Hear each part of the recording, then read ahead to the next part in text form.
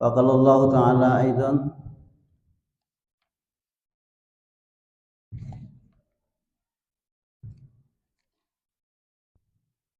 فسارعوا إلى مغفرة من ربكم وجنة أرضها السماوات والأرض أعدت للمتقين الذين ينفقون في السراء والضراء والكاظمين الغيظ والعافين عن الناس والله يحب المحسنين. Bapak dan Ibu-ibu jamaah yang dirahmati Allah Subhanahu wa taala, puji syukur kita tidak terhenti-henti kita sampaikan kehadiran Allah yang senantiasa mencurahkan nikmat dan karunia-Nya kepada kita. Alhamdulillah, pada kesempatan yang berbahagia ini kita masih diberikan nikmat berupa kesehatan dan juga kesempatan. Marilah kita pergunakan kesempatan ini sebaik mungkin untuk menebarkan kebaikan, kebajikan dan amal soleh sebagai bekal hidup kita nanti ketika kita menghadap Allah Subhanahu wa taala. Salawat dan salam buat junjungan kita Nabi Allah Muhammad sallallahu alaihi wasallam. Allahumma sholli ala Muhammad wa ala ali Muhammad. Ibu-ibu dan bapak jamaah yang dirahmati Allah Subhanahu wa taala. Sebagaimana tadi kita sampaikan, mari kita mengisi sisa-sisa umur kita ini yang kita sendiri tidak tahu seberapa banyak dan seberapa lama lagi kita tinggal di dunia alam fana ini. Yang pasti tentu kita akan meninggalkan dunia ini dan akan kembali kepada Allah Subhanahu wa taala. Di saat kita kembali kepada Allah Subhanahu wa taala, janganlah ada di antara kita yang mengira selama kita hidup di dunia ini Allah biarkan begitu saja tanpa ada perhitungan di sisi Allah Subhanahu wa taala. Sebagaimana Allah ingatkan kepada kita, ayahsabul insanu ayyatraku sudah, kata Allah. Apakah manusia itu mengira bahwa mereka akan dibiarkan begitu saja? Kalau dia tidak melakukan perintah, tidak ada perhitungannya, tidak akan dibalasi. Apakah kita meyakini sesudah kehidupan dunia ini tidak ada pertanggungjawaban di hadapan Allah Subhanahu wa taala? Atau ketika dia melakukan kejahatan, kezaliman baik terhadap orang lain, terhadap dirinya sendiri, dibiarkan begitu saja, berbuat dosa dan maksiat, menyakiti orang lain? Jangan sampai ada di antara kita yang berprasangka seperti itu, bahwa kita ini diawasi oleh Allah Subhanahu wa taala, diawasi oleh para malaikat yang senantiasa mencatat segala kegiatan kita setiap hari dan setiap detik hidup kita.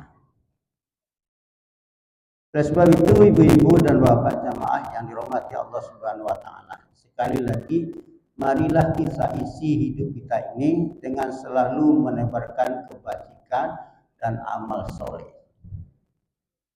Karena kenapa? Allah jawab pertanyaan itu.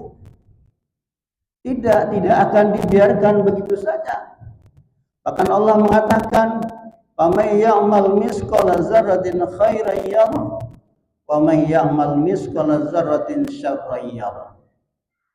Tidak ada satupun perbuatan yang akan dibiarkan begitu saja selama kita hidup di dunia ini.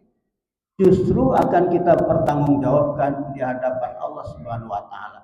Besar, kecil perbuatan kita itu senantiasa akan kita lihat, akan diberikan balasan kepada kita. Kalau perbuatan kita itu baik, maka akan kita terima pembalasan baik berupa rahmat dari Allah Subhanahu wa taala. Tapi sebaliknya, ketika kita melakukan dosa dan maksiat, tentu siksaan Allah, api neraka menunggu kita.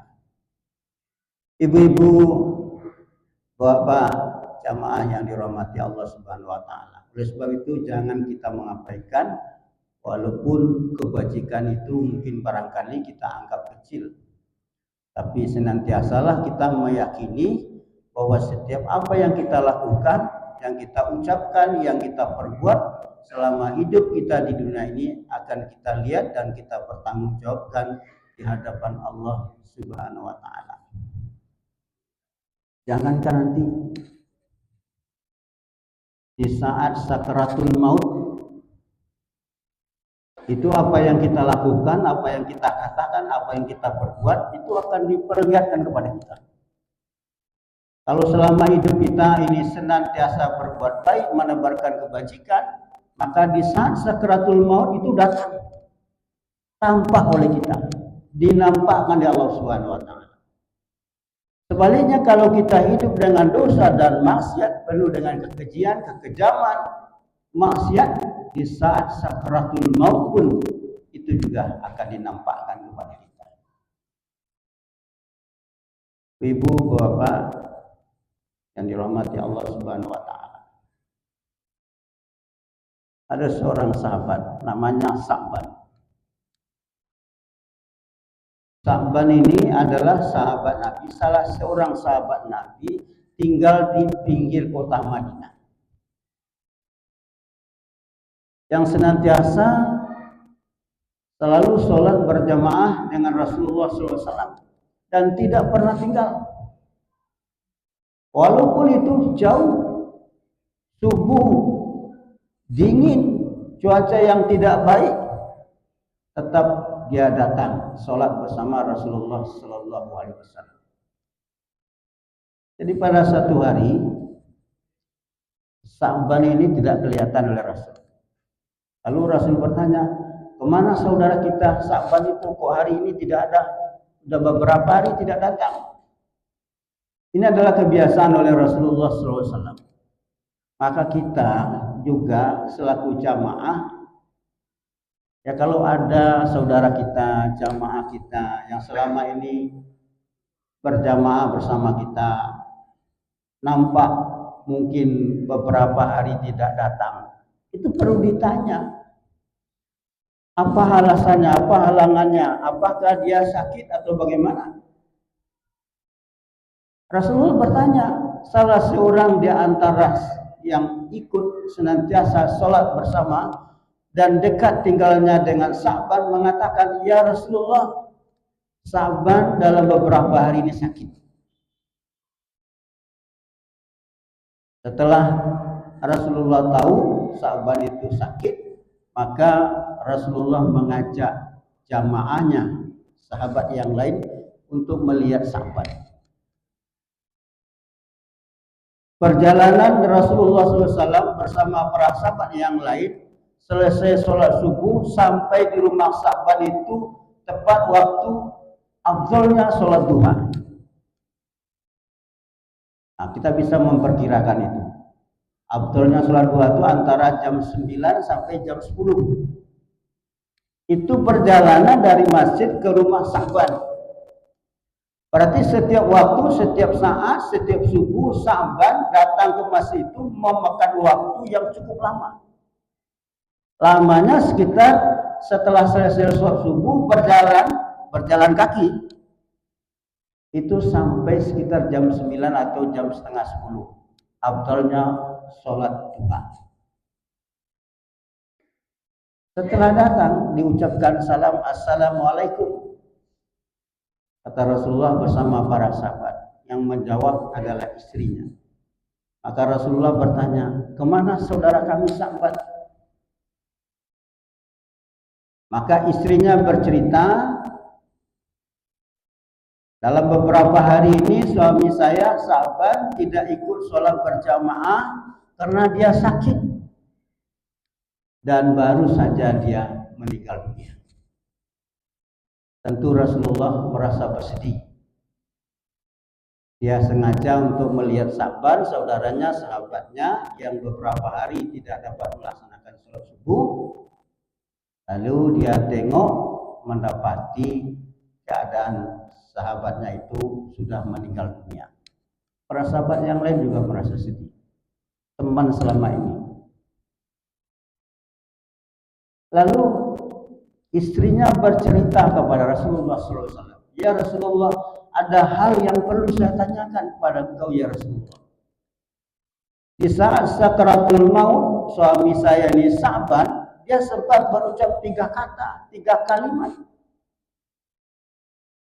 Lalu dia jelaskan kepada Rasulullah SAW. Ucapan pertama dia mengatakan, dia berkata, ya Rasulullah, kenapa tidak lebih jauh? Ucapan kedua, kenapa tidak yang baru? Dan yang ketiga adalah, kenapa tidak seluruhnya? Tidak semuanya. Rasulullah SAW diberitahu oleh para malaikat. Maka Rasulullah menjelaskan kepada istrinya dan kepada para sahabat yang lain tentang ucapan Sa'ban di saat dia sakratul maut. Kata Rasulullah, ketahuilah, kata Rasulullah, di mana seseorang di saat dia sakratul maut itu akan diperlihatkan balasan-balasan kebaikan yang dia lakukannya di saat dia hidup. Sebaliknya kalau dia melakukan dosa, maka ganjaran, siksaan, balasan dari dosanya itu juga akan diperlihatkan. Kata Rasulullah, dia mengatakan, kenapa tidak lebih jauh? Dia melihat balasan betapa besar pahala dia mendatangi masjid dengan berjalan kaki yang jaraknya cukup jauh. Menurut kita sudah jauh itu, tapi dia merasa menyesal. Kenapa tidak lebih jauh daripada ini? Kalau lebih jauh, tentu balasannya lebih baik lagi. Dia menyesal. Kenapa tidak lebih jauh dari ini? Kenapa hanya jaraknya antara selesai subuh sampai afdolnya sholat duha, waktu sholat duha? Dia kepingin kalau bisa setelah diperlihatkan kalau bisa lebih jauh lagi, tentu akan mendapatkan pahala yang lebih baik lagi. Nah, mari kita tanya diri kita. Kadang-kadang kita sulit sekali melangkahkan kaki kita, malas sekali kita, walaupun masjid dekat dari rumah kita. Tapi setelah kebaikan, balasan kebaikan itu diperlihatkan di saat sakaratul maut, sahabat Nabi yang bernama Sa'ban menyesal, merasa menyesal kenapa tidak lebih jauh. Yang kedua kata Rasulullah SAW, Sa'ban ini termasuk para sahabat yang tidak begitu beruntung, hidupnya sederhana. Jadi pakaian dia pakai itu jarang sekali berganti. Sangat diperhitungkan. Kalau mau diganti memang kalau sudah usang.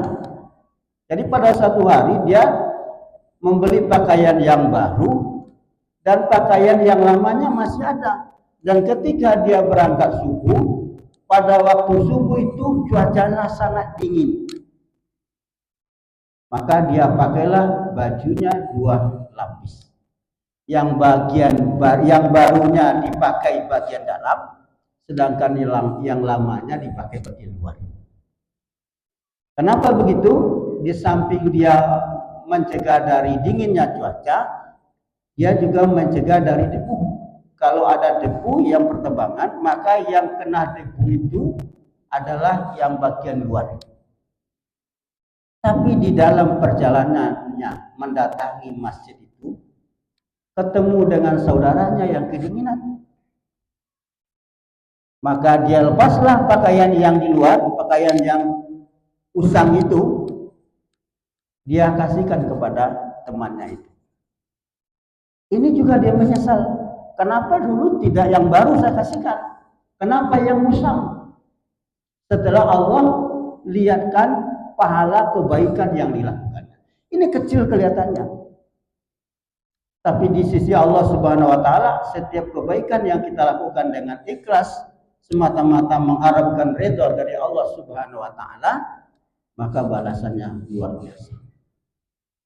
Yang ketiga kata Rasulullah, juga dalam perjalanan menuju masjid, dia punya sepotong roti dan 1 gelas susu, biasanya dia makan roti ini dengan mencelupkan ke susu. Dan ketemu dengan temannya yang sama-sama dalam perjalanan menuju masjid. Dan di saat itu dia kelaparan, maka dia bagilah 1 gelas susu ini menjadi 2 gelas, separuh-separuh, dan sepotong roti juga dibagi 2.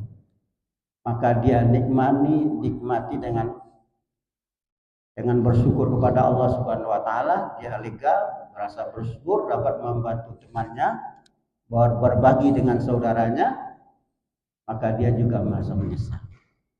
Ketika Allah memperlihatkan betapa besar walaupun hanya separuh roti, tidak sepotong roti, sehingga dia berkata, ya Allah, kenapa tidak seluruhnya?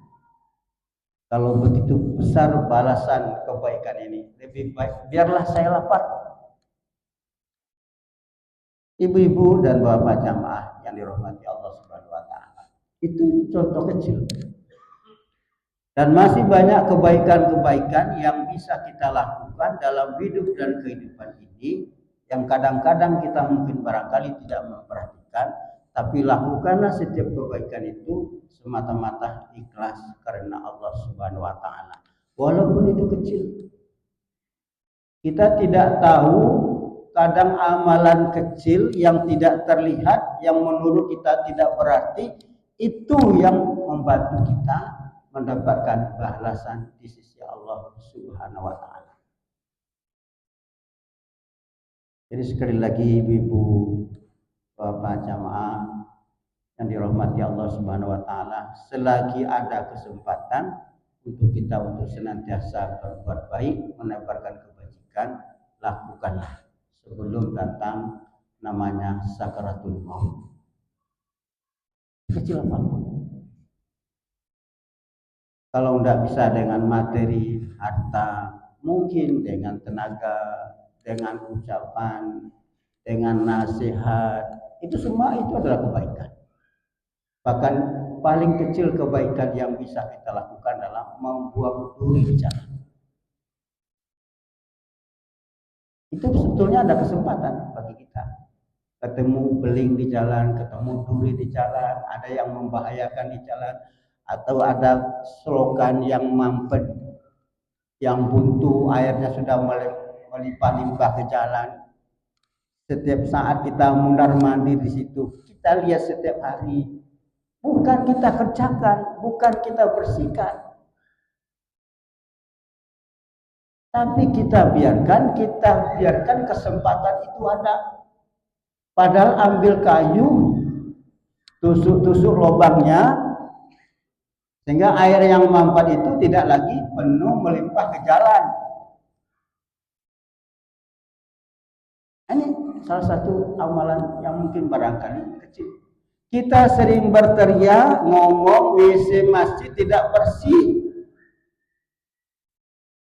tapi jarang kita melakukannya. Ketika kita melihat, kita malah justru ngomongnya, bukan kita kerjakan. Padahal itu kesempatan ketika Allah memperlihatkan kepada keadaan yang tidak bersih, itu sebetulnya peluang. Ada keran yang rusak di masjid. Apa yang kita lakukan? Kadang-kadang kita posting, kita omongkan, padahal Allah telah menunjukkan kepada kita. Kita diperlihatkan keadaannya seperti itu, sedapat mungkin itu kesempatan untuk berbuat baik kepada kita. Ibu-ibu, bapak, jamaah yang dirahmati Allah Subhanahu wa taala.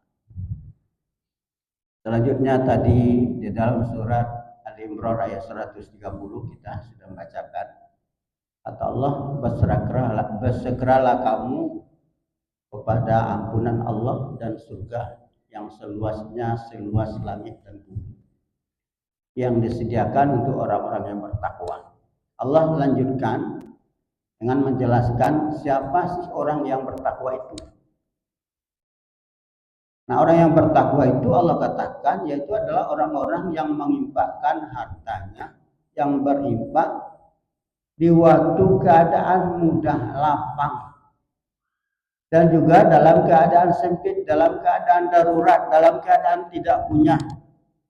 allazina yunfikuna fis sarra'i wat dharra, yaitu orang-orang yang berinfak dalam keadaan lapang, dalam keadaan muda, dalam keadaan punya, dan dalam keadaan sempit, dalam keadaan tidak punya apa-apa, dalam keadaan darurat.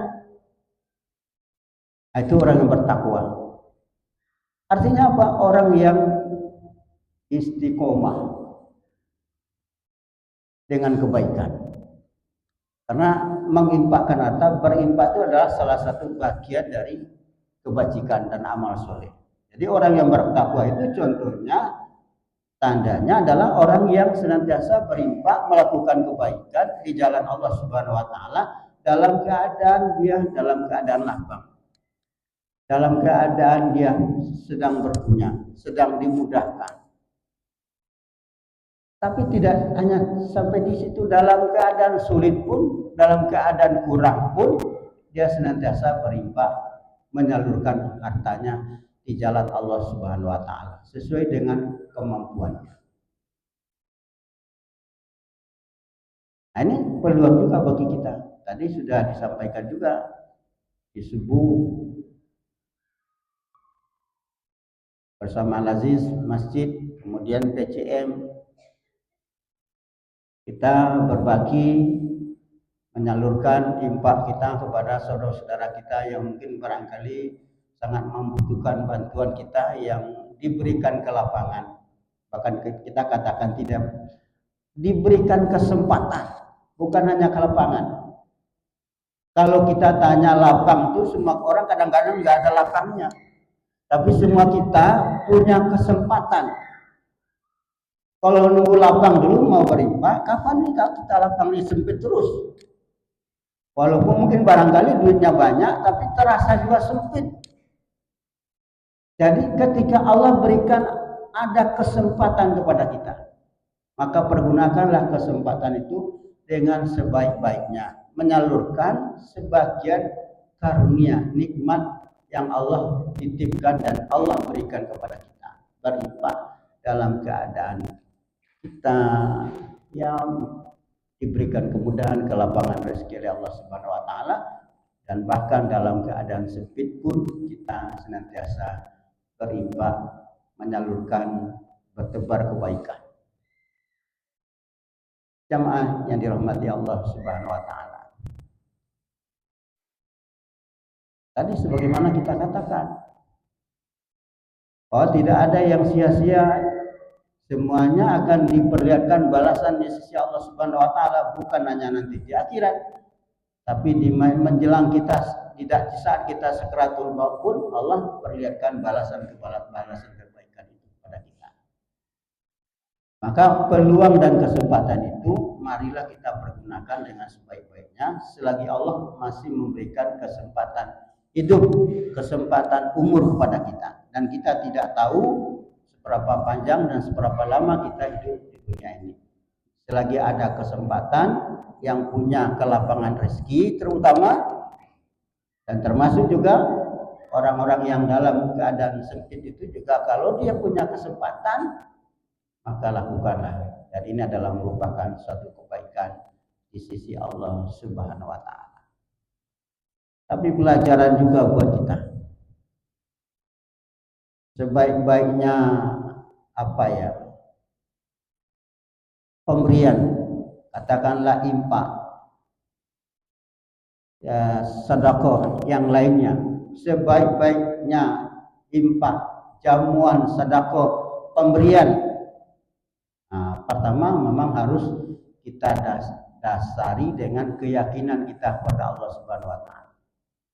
Apa dasar keyakinan kita? Bahwa dasar keyakinan kita bahwa setiap kebaikan yang kita lakukan, sesungguhnya kebaikan itu untuk kita. In ahsantum li anfusikum wa in asatum falaha. Barang siapa yang melakukan kebaikan, maka kebaikan itu adalah untuk dirinya.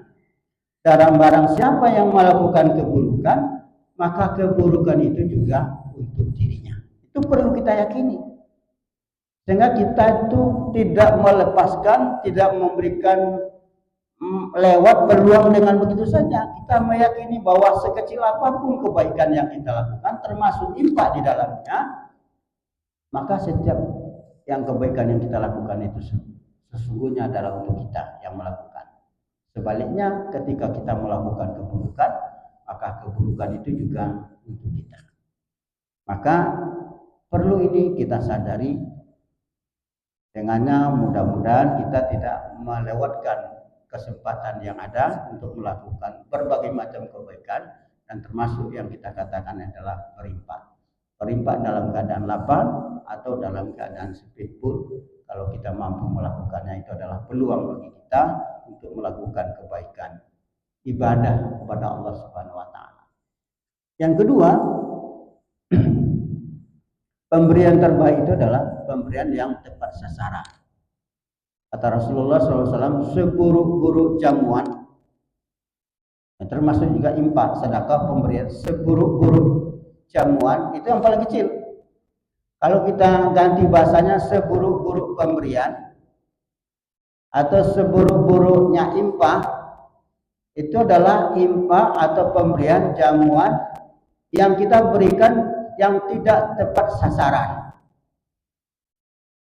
Misalnya kenapa kita mengundang pesta di rumah kita, yang kita undang itu orang-orang kaya, sementara ada orang miskin, anak yatim, lewat dengan begitu saja. Padahal kita makan enak pesta di rumah kita. Ketika kita mengadakan jamuan, maka yang kita ingat adalah teman-teman kita yang sejauh dengan kita. Padahal mereka itu orang-orang mampu yang setiap hari makan enak. Nah, lalu ketika itu kita melupakan anak yatim, melupakan orang miskin, orang yang paling berhak dengan jamuan itu, maka itulah yang kita katakan seburuk-buruknya jamuan. Nah, kalau kita kembangkan lagi, seburuk-buruknya pemberian, apapun pemberian, kalau pemberian itu tidak tepat dengan sasaran. Sebaliknya adalah sebaik-baik pemberian, infak dan sedekah, adalah infak dan sedekah yang diberikan dengan ikhlas karena Allah Subhanahu wa taala, tanpa mengharapkan apa-apa kepada seseorang yang kita beri. Bahkan kita tidak mengharapkan ucapan terima kasih.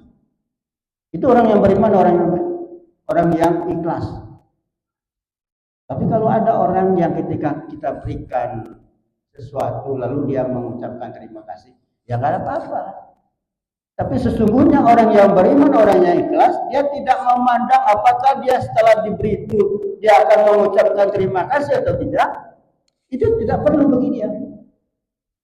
Yang diperlukannya itu adalah Allah Subhanahu wa taala. Balasan dari Allah Subhanahu wa taala. Ada kisah juga yang mungkin barangkali ini bisa menambah kita, keyakinan kita. Dan ini adalah contoh dari Rasulullah SAW. Bahwa Rasulullah itu ketika melakukan suatu kebaikan, apapun kebaikannya, dia tidak mengharapkan sesuatu dari seorang yang dia lakukan kebaikan itu. Ini seorang pengemis Yahudi yang selalu mencaci maki Rasulullah, dan bahkan dia kepingin sekali membunuh Rasulullah. Pengemis buta, setiap hari begitu. Apa yang dilakukan oleh Rasulullah SAW? Setiap hari juga Rasulullah memberinya makan, menyuapi makan. Kadang-kadang di saat dia Rasulullah menyuapi makan itu, dia bercerita juga, membenci Rasulullah juga, bercerita kepada Rasulullah bahwa dia sangat benci dengan Rasulullah itu, dengan Muhammad itu.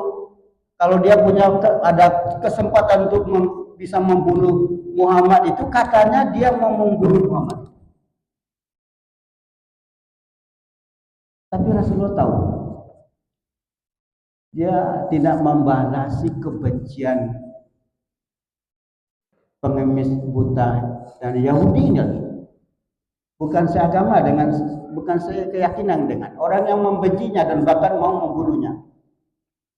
Dia tetap dengan setia, setiap saat waktunya mau makan, Rasulullah selalu menyuapinya dengan kasih sayang, dengan santun, dengan lemah lembut. Ibu-ibu, berhari-hari Rasulullah kata lakukan ini. Pada satu saat dan Rasulullah telah meninggal dunia, jadi kebiasaan ini tidak bisa diteruskan, berhenti beberapa saat.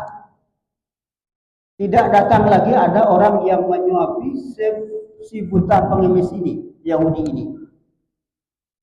Lalu istri Rasulullah Aisyah bercerita kepada Abu Bakar Siddiq, ayahnya. Katanya selama ini ada seorang buta pengemis beragama Yahudi berada di pinggir kota yang Rasulullah setiap waktunya untuk makan, untuk butuh makan, Rasulullah datang mendatanginya dan menyuapinya. Ini sudah beberapa hari karena Rasulullah meninggal.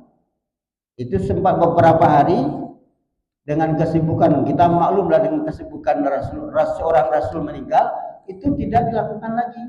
Ketika berita itu datang kepada Abu Bakar Siddiq, maka Abu Bakar Siddiq menggantikan perannya Rasulullah. Dia datangilah pengemis buta Yahudi ini. Dia lakukan seperti apa yang dilakukan oleh Rasulullah SAW.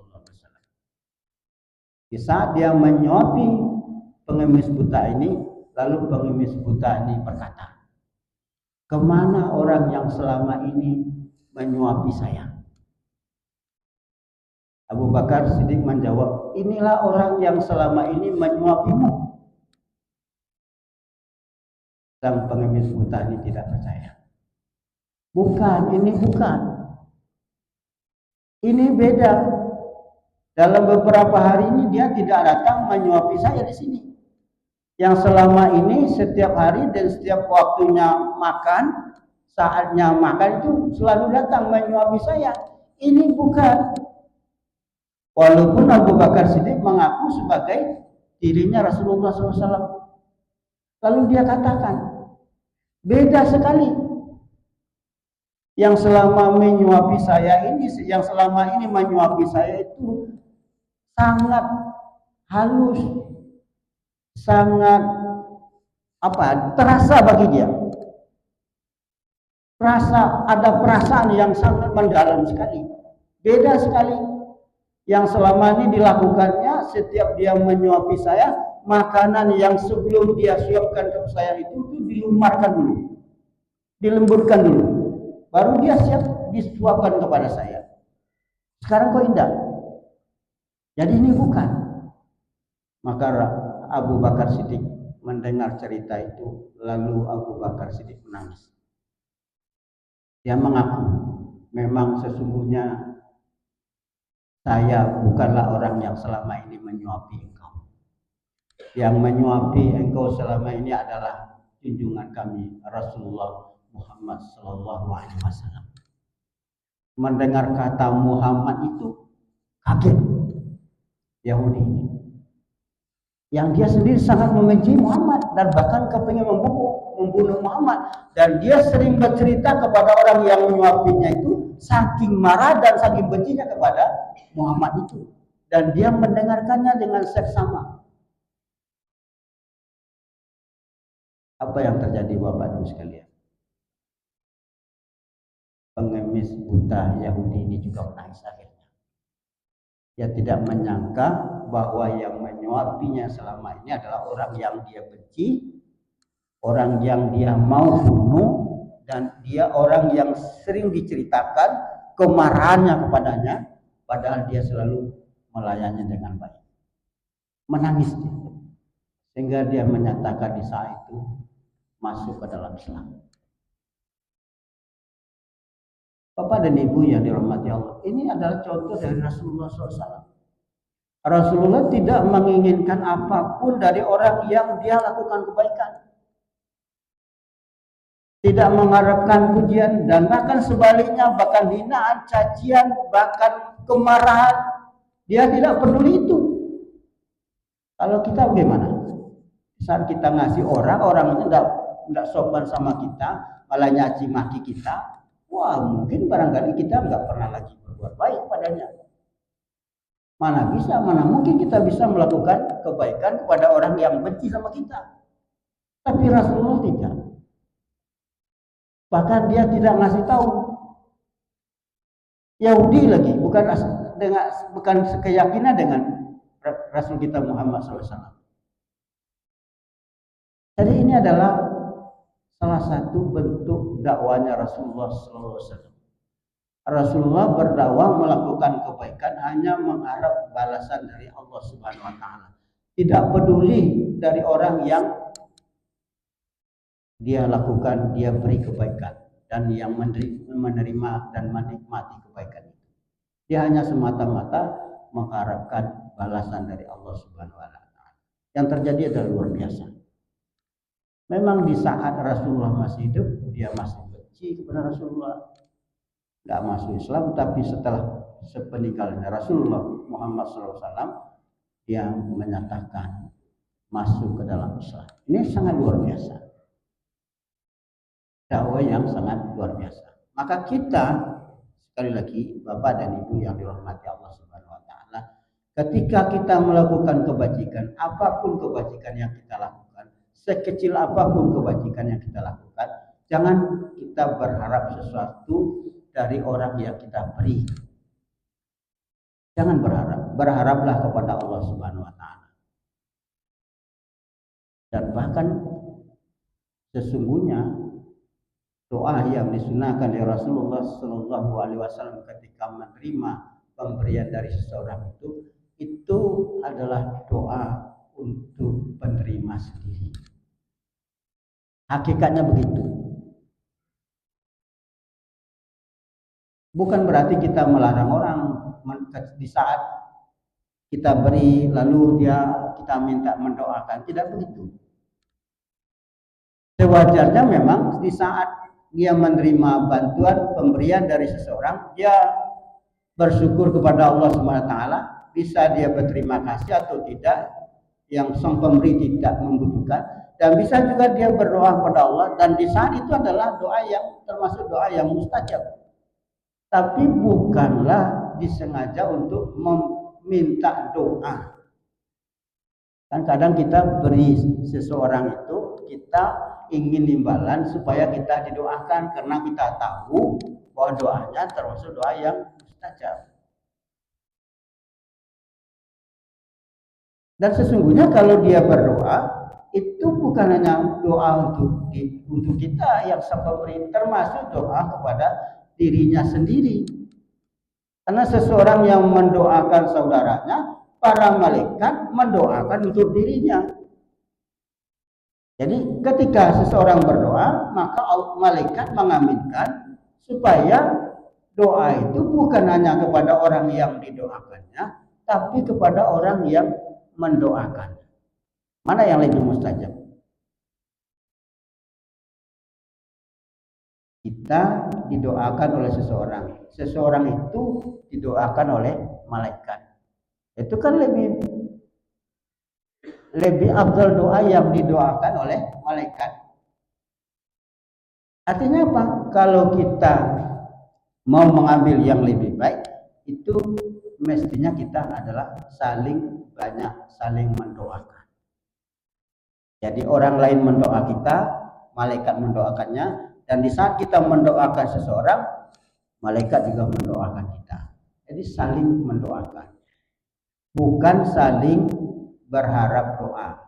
Jadi kadang-kadang kita mengharapkan supaya dia mendoakan kita. Ada juga di antara kita yang berkeyakinan ngasih supaya bisa ngasih sama anak yatim. Katanya ngasih pemberian sama anak yatim, katanya supaya rezekinya lebih lancar. Rezekinya lebih lancar karena didoakan oleh anak yatim. Iya, memang memberi kepada anak yatim itu lebih baik, karena itu tanggung jawab kita. Tapi jangan sampai ada kita berkeyakinan bersengaja supaya kita dilancarkan rezekinya dengan jalan memberi anak yatim. Jadi kalau kita berbuat baik saja dan berharap balasannya dari Allah Subhanahu wa taala, termasuk doa, dan kita tidak berharap itu. Insya Allah tanpa diminta, kalau kita senang memberi, insya Allah Allah mudahkan rezeki kita, lancarkan usaha kita tanpa bersengaja. Itu bersengaja berpilih-pilih, disengaja supaya beranggapan supaya dengan memberi anak yatim ini rezekinya semakin lancar. Iya mungkin barangkali, tapi jangan sampai itu dijadikan semacam mencari semacam peluang pemenahan. Bapak dan Ibu yang dirahmati Allah Subhanahu wa taala. Ini soal memberi, melakukan kebajikan, walaupun kebajikan yang kita lakukan itu sekecil apapun, sesuai dengan kemampuan kita masing-masing. Dan kita berharap setiap kebajikan pemberian kita itu hanya semata-mata ikhlas kepada Allah Subhanahu wa taala. Bahkan seperti kita katakan tadi, Nabi sebetulnya mungkin Nabi sendiri berharap yang pembenci Nabi ini, penggemis buta ini, nggak mungkin lah seorang rasul kan mau berdakwah itu, nggak mungkin dia membiarkan. Tapi Nabi tidak sampaikan supaya dia masuk Islam, enggak. Sebab kalau dia sampaikan di saat itu mungkin barangkali dia nggak nerima, bahkan nggak mau disuapi Rasulullah.